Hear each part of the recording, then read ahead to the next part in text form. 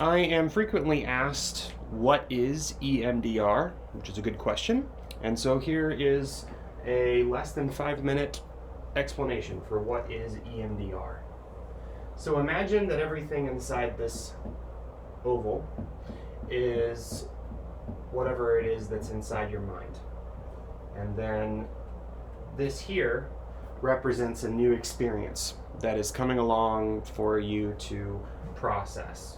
That's made out of images, emotions, sensations, and thoughts.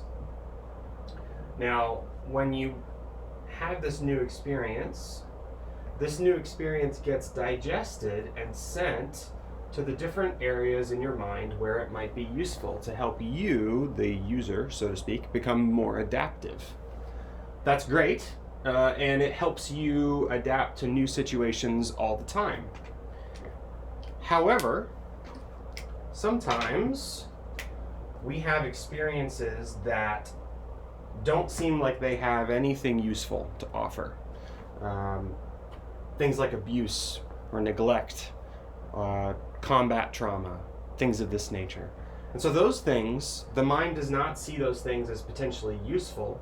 And so the mind comes up with this alternative of sending that over here into what I call quarantine. And when it's over here in quarantine, it does not get digested and distributed to this part of the mind.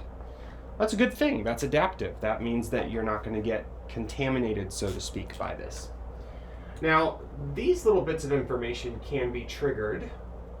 If I were to ask you the simple question, what is 10 times 2? You would answer 20. And that is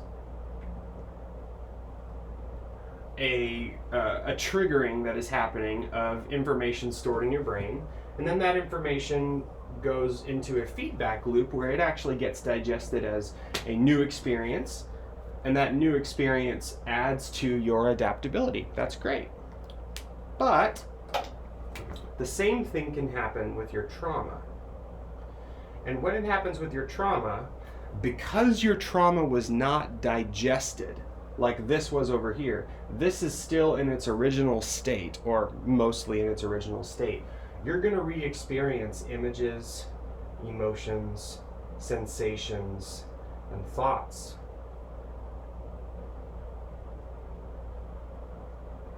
In other words, when this gets triggered, you experience symptoms: anxiety, fear, depression, addiction, compulsive behaviors, even to the point of hallucinations or invasive thoughts, things of this nature. That also goes into a feedback loop that will then actually produce more trauma.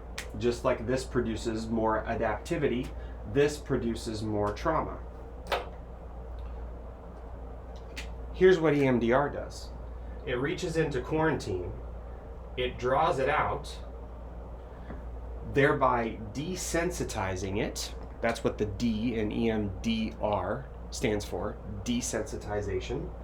And then, because it's been desensitized, it can jump the tracks, so to speak. It can go over to this feedback loop over here and be processed over here, which means that it is no longer stored in your trauma center.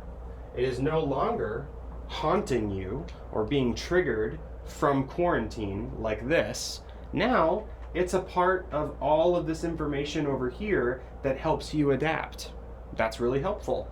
Can actually eliminate this from quarantine. It's not stored over there anymore, which stops the feedback loop from continuing, meaning your symptoms will dissipate or vanish, and it will actually add to you being more adaptive as a person. That's the very short version of what EMDR is. Look at my next video for what it is like to go through EMDR.